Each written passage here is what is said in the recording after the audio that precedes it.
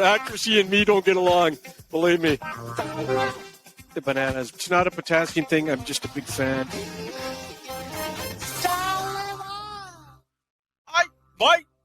Hey, if my source said to me they're going to Czechoslovakia this week, how am I to blame? I'm passing the information.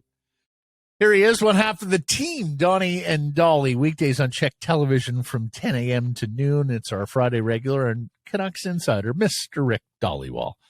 You know, I just got a DM from somebody that you guys were with last night at Northlands. Oh, who's that?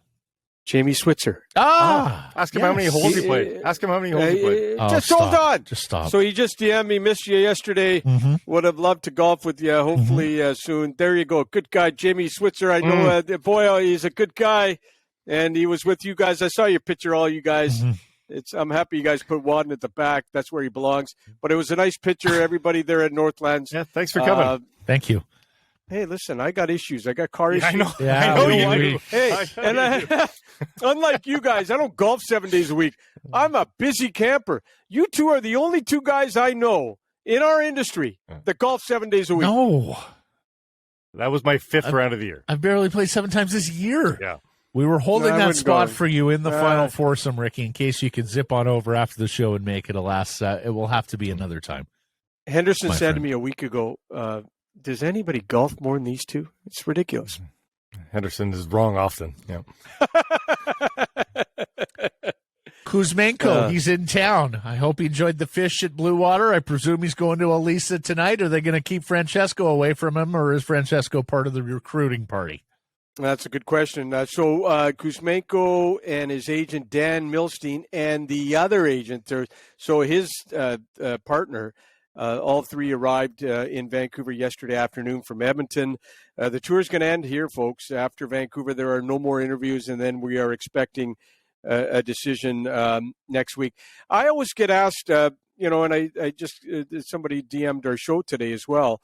What are the Canucks' chances? It is hard, really, to say. Look, there were 4 or 5 cities he went to for second interviews. The Canucks are one of them. They're obviously in the mix. They wouldn't have got the second interview if they're not high on the list. Let's be honest, guys. This is a guy that Alvin and Rutherford have liked going back to their Pittsburgh days, not just, they got to Vancouver, both of them, and all of a sudden, hey, let's get in on the Kuzmenko thing. No, there's a good relationship there between Kuzmenko's agent, Dan Milstein, and Alvin as well, goes way back. This is a freebie, guys. He's the top Russian free agent. There's a reason why over 20-plus teams called Kuzmenko originally, right? And then he pared it down and pared it down and pared it down. He's looking for the best opportunity to play. So we're thinking the Kings are in it. We're thinking the Panthers are in it. We know the Oilers are in it, maybe Vegas. Someone said Detroit. So, if you're looking for an opportunity to play, the Canucks, unfortunately, for years have had that opportunity when they were finishing low in the standings, and you can go to free agents and say, guess what, guys? Lots of opportunities in our top 6, top 9, and that's the way it goes. The teams at the bottom of the standings, they get to recruit better because they get to say, hey, look, we finished 29th. We got a lot of opportunities. I'm not saying the Canucks, they obviously didn't finish 29th, but they do have they can say to Kuzmenko today when they meet, at this Blue Water Cafe, they can say that, there is opportunity in our top 9 for you. So, look, he's looking for an opportunity to play. He's going to go back home, I'm going to presume, to Russia, and then pick his team next week. But I do believe in my heart the Vancouver Canucks have a very, very, very good chance to land him. Ricky, do you know how important who he plays with is to him? Because this is a very unique scenario. It's a 1-year entry level, but then he can hit a bit of a payday. So he really has to maximize this year as best he can. And we know, teams like the Oilers, the ability to play with a Draisaitl or a McDavid, that can be pretty tantalizing. You look at the Canucks, okay, it's Pettersson, maybe, or Miller, who knows? Maybe Bo Horvat. You look at some of the other teams involved in, Florida would be a Barkov, a Bennett, a Lundell, guys like that. Do you know how important who he plays with is to this process? That wasn't told to me originally. I was told best opportunity to play, coach is going to be a factor. The other thing that I was told that is going to be a factor here, they're not looking at this year as a one-year play.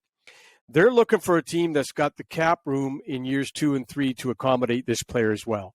Because nothing can be worse going to a team that is capped out, 1-year deal, and then they got nothing the year after. Now you're on your second team in 12 months. I do believe, I was told that they would like a situation also where the team has cap space in years 2 and 3 to accommodate this player as well. So keep that as well. Hey, look, this is a player, and Dottie brought this up, and everybody brings this up. Oh, this guy better be worth it. This guy better not be the next Fabian Brunstrom.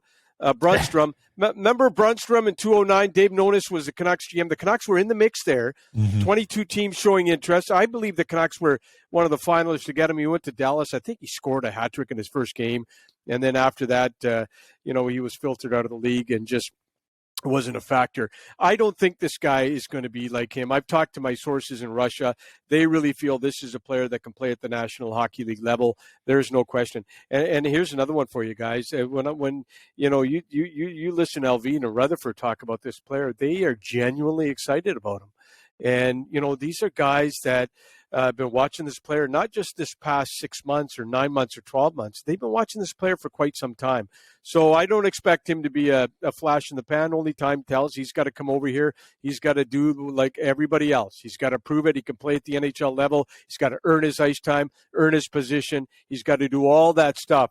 But everything I've been told is that he should be a player at the NHL level. I would suspect the Kings are tantalizing for him based on where they are in their cycle, and that would be a pretty fun place to go. Florida's interesting because financially, obviously, with the tax situation, he'd be attracted to that. Their cap situation is going to be very interesting to watch in the next little bit because they've already got two $10 million players in Bobrovsky and Barkov. They're going to have to make that 3 with Huberdeau next year or even signing the extension this summer. And then they've got Spencer Knight they've got to hold on to as well in goal alongside Bobrovsky's already huge hit. I mean, they've got space in 18 months' time, but they're going to be spending a lot of it. You wonder if they're going to be able to, or if Kuzmenko's people will say, I see a spot where you still get paid there, or if they think that's too daunting. Well, here's the problem for Florida for me. If this player is an offensive player, the Florida Panthers just led the National Hockey League in goals. They got a great crop of forwards, and they just set a record, I think, for the most goals scored in an NHL season in quite some time. There's a lot of offensive players there. Their top 6 is probably set for next year. If I'm looking at Vancouver, I'm seeing some opportunity in the top 6, top 9, and I don't know. I don't know how this plays out. But I'm thinking for Kuzmenko going to the highest scoring team in the National Hockey League, who is loaded up front with forwards. I don't know about that, Blake. But he's obviously there's something about Florida. He likes Blake because Florida is on his list of final teams. Well, where this guy a ends culture up. of Russian players there, already a Russian community there, tax bonuses. There's a lot of reasons why that would just be a default. But whether or not they get down to the short strokes and think that they like it, we'll see. Yeah, that's a good question. Good point about the Russians, the taxes in Florida, all that stuff. That makes a lot of sense as well. And the Kings as well sort of have a little bit of what Florida's got going on, Blake. There's a lot of RFAs there this year. I suspect they're going to re-sign them all, but then you project forward to next year, and who knows? Some of those Kings kids could be playing on bigger paydays as well. Absolutely, that's true too. The available cap dollars for Kuzmenko. Okay, let's move on. Rutherford hinted this week that Boeser would be back at the $7.5 million qualifying offer. What are you hearing there? I checked in, on that Boeser situation. Was told it was quiet this week. Like I told you guys last week, I think they're giving Brock some time and space after he lost his father, and certainly give the Canucks a lot of credit for that because he's obviously going through a very tough time. Look, we're a couple of weeks away here from the Boeser decision. At some point, I do believe the Canucks and the Boeser camp will talk about a 2 or 3 year deal, and if they can get it done, great. Look, if the Canucks are saying they're okay with qualifying him at 7.5, then that's great too, because Brock's back. He's got a contract for next year. And then, next year he comes in, and if he can score 25, 30 again, and that's all they look. What has Brock Boeser been since he arrived in Vancouver? He's been a 20-something goal scorer since day one. And 20 goals is 20 goals, 25 is 25. That's still good. Not everybody does it at the NHL level. He's doing it on a consistent basis. But listen, Matt, if the Canucks are saying they're going to qualify him, which they are, then that's a great thing too. Now, there's no training camp holdout like the other two guys last year, and you don't have a whole summer of coulda, woulda, shoulda. Are they going to do it done? There's going to be clarity. He's going to have his contract. It's all done. I think that's a lot of positives in there. No, I mean, you get the player back of that. There's no doubt, and do so without any drama, and that would be, as you say, a departure from what happened last year with Hughes. With Pettersson. I hate to say this, but you think Travis Green was doing cartwheels last year at training camp when his two young stars were out, and then Hamonic was out, Sutter was out, and Tyler Mott, I believe, was not there at camp. He had 5 guys, 5 regulars that were not there at the start of camp. Right. Every coach wants every single player at camp. Right. Camp is very important now, and this guy started camp last year without 5 guys, and 2 were because of contracts. I think the Canucks coming out and saying they're going to qualify Brock at 7-5, they have no issues with it. I think that's a positive. You just solved so many issues with it. You got it done. Okay, I know people are going to say 7-5 is too high. Well, it is what it is. Yeah, exactly. He's got the leverage. He's got the leverage. It was in the contract. They grandfathered it. They stopped it. But now he got to keep going with his contract, which was great for Brock Boeser. But at least he'll have a contract done with him. They're the victim of the structure that was put in place by the previous administration. That is no doubt. But it's not. To me, it's not just qualifying having him, but fit him in next year to the cap and to the salary structure. To me, that means there may have to be a corresponding move if cap space and clearing cap space remains one of their top priorities. Okay, let's move on. You're hearing more about other forwards. Well, okay, so since the sandpaper comment by Jim Rutherford, we need some more grit and size, obviously, which is, Canucks are not the biggest or the heaviest team in the NHL. We've known that for years. They tried to get guys in the past, and it hasn't worked out. Speed is another thing they would like. So you're hearing names, hearing names like Andrew Kopp, Nick Paul, Curtis Lazar, Ilya Mikheyev, guys like that. Who are big, sandpaper, come with a little bit of speed. The one thing I'm not hearing, guys, is defenseman names linked to the Canucks on the UFA market, and that kind of surprises me. There's a lot of right shot D available. I know there's some of the guys are older, and I know some people are, Rutherford and Alvin came from Pittsburgh, so now you got to be in on Malkin if he hits it. You got to be in on Chris Letang. Both those guys are 34, 35. It amazes me that in this market, everyone's got a problem with giving JT Miller 4 or 5 years that would take him actually to age 34, 35, 36, but they're okay with going after Malkin or Letang, who are at 34, 35. We did that, the over 30 thing with Louis Eriksson. It didn't work out, so I'm sitting there, that kind of befuddles me. But anyways, just not hearing any names linked to the Canucks with the UFA for defensemen. Rick, is that because they're depending on the trade market for that? Do you think that they don't see? Yeah, well, that's it. That's it, Blake. That's it. Yeah, Josh Manson is a right shot D. I talked to his agent the other day. Can they cut a deal with him? I mean, he's a tough. Saskatchewan. Well, that's going to be expensive. Yeah, that's going to be expensive. I would remember when the Canucks were after PK Subban a few years ago at the draft. Remember? Yeah, and, we remember. Yeah, we remember. You guys were at that draft, I think. And John Klinger, Justin Schultz. Remember? The Canucks were originally after him, and it was right in the mix, and then he went to Edmonton. Connor Murphy's a right shot D. Justin Braun's right shot. I'm just saying though. I have to tell you guys, I'm hearing the Canucks being linked to a lot of UFA forwards, not so much defensemen, which, like you said, Blake, maybe they got something on the go for defense-wise to shake things up on defense vis-a-vis through the trade. Yeah, sign the forwards, trade for the defenseman. The other thing that I don't think we've talked about enough, perhaps going from this season to next, is it's not a guarantee. I'm not saying this is going to happen. I'm not going to pound the homer drums here. But there's a reasonable expectation for this team to get better on its own. Podkolzin developing further. Höglander salvaging what he had in his rookie season. Elias Pettersson playing a full year of actual Elias Pettersson hockey. I mean, through no extra work, it's reasonable, not guaranteed, but reasonable for this team to be better just in and of itself. Don't you think? Yes, 100%. And those young kids, when they get better and go to another level, of course your hockey club's going to get better and better and better. Can Hughes take it to another level? Can Pettersson?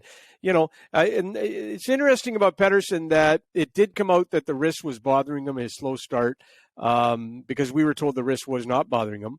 And then we were told at the end that it was bothering him. But that kid goes home now, has a good summer, works on all the things. And he didn't become elite because he took summers off. Pettersson became elite and a National Hockey League elite player because he doesn't take summers off and he gets better every single day of the week, same as Quinn Hughes. That's where I have confidence in these two. They're elite because they got an elite mentality. You look at the successful traits of human beings, and one of them is getting better every single day of the week. And the other one for hockey players is they hate to lose. But Quinn Hughes, that's the guy that I expect. Look at him this year. He started kill. I want to kill penalties. He's killing penalties. He's just better in his own zone. He went out and said, I'm going to get better. He identified what areas. That's what great elite players do. You're right. I expect those guys. Hoglander, by the way, skating today again at the Scotiabank barn out at 8 rinks there. I think he's going to head back to Sweden soon. He had the core issue. The surgery is getting better.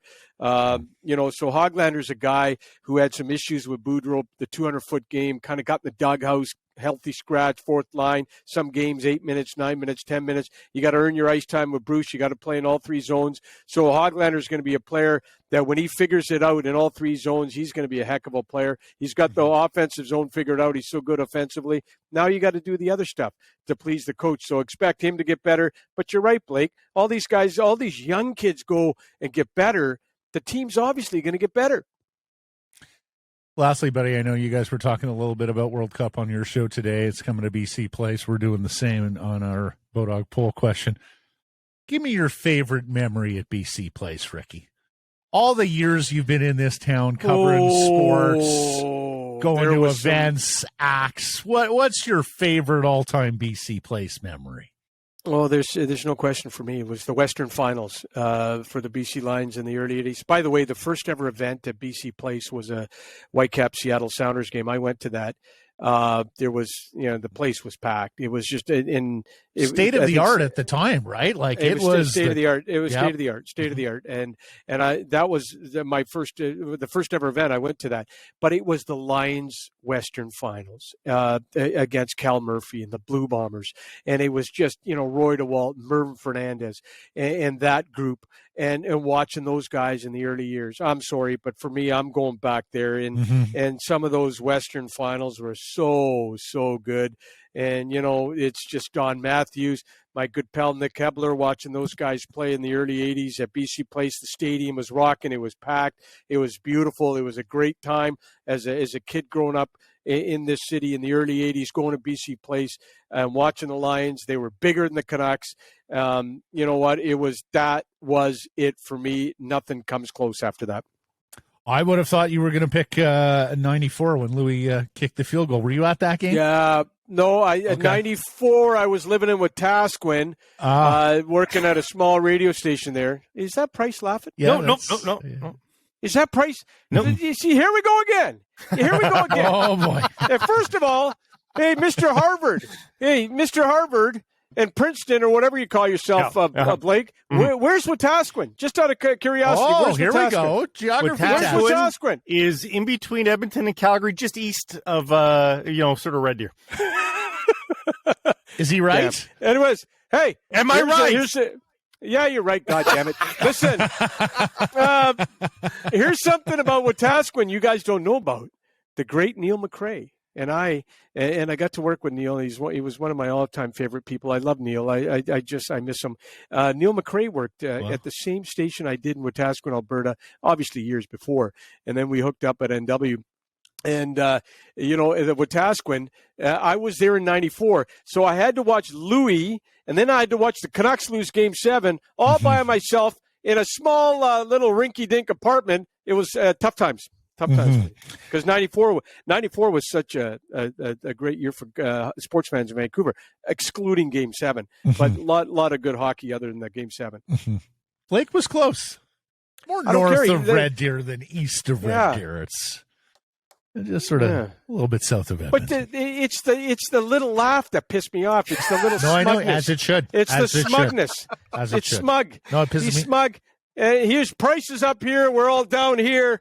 But that's okay. You know your spot. You know what? No, he pisses me off all the time too, Ricky. So, geez, what a shock! I don't find that hard to believe. 1984 West Final. What do you say? I lost my voice watching the 84 West Final because I was in Winnipeg and my 9-man football team had gathered to watch the West Final. Oh, that's right. And I was screaming so hard I lost my voice. And hold on a second. The 85 Lions, in no question in my mind, the best BC Lions team ever. DeWalt Fernandez, like I said, my good pal Nick Hebler, all those guys. It was such a wonderful team. Mm-hmm. And Hebler, by the way, they're coming back from the Grey Cup, and he's had a few beers in the back of the plane. He goes up to Don Matthews on the plane. He says, "We didn't win this Grey Cup because of you. I want you to know that." 2 days later, he was traded. Yeah. Oh, shocker. boy. Shocker. Really? You didn't say that to the Don No. in the early 80s. I mean, no, that was his first head coaching job. He was power trip hungry at the Nick time. Nick tells me that story all the time. I just laugh. But that was Hebler. He had the personality. On and off the field, he was, Well, Rick, in fact, that team came up on the golf course we were playing yesterday. Hebler, Roper, Sinclair, like they had all sorts of characters on the team, on both lines of scrimmage, and then not to mention, some of the skill guys who were fantastic. Fernandez and DeWalt and Larry Crawford, who was just simply the best defensive back ever for the BC Lions, and Nelson Martin, Canadian safety out of SFU, Bird, Gooch, all these guys. Who was the punt returner? Darnell Clash. Clash was so good too. Yeah. No, I missed that. That 85 team is, out of all my teams in Vancouver over the years, that 85 is, and the 82 Canucks and the 79 Soccer Bowl. Those are my three favorite teams. I got to know Nelson Martin a little bit when I first started covering the CFL, and he was coaching in Ottawa. What a dear man. Nelson Martin, just such a good, sweet dude. Like it was almost like football shouldn't be his sport. He was that nice a guy. And Larry Crawford, of course, his son, JP, is the shortstop down the I-5. There you go. Seattle Mariners. There you go. Larry Crawford, he was so good. Yes, he was. As are you, Ricky. You called him a good, sweet dude. I don't think anyone's called Price that. Probably fair. We'll catch up next Friday, Rick. Thanks for this. Adios, gentlemen. Bye. Bye, sweet dude. Mm-hmm. Bye.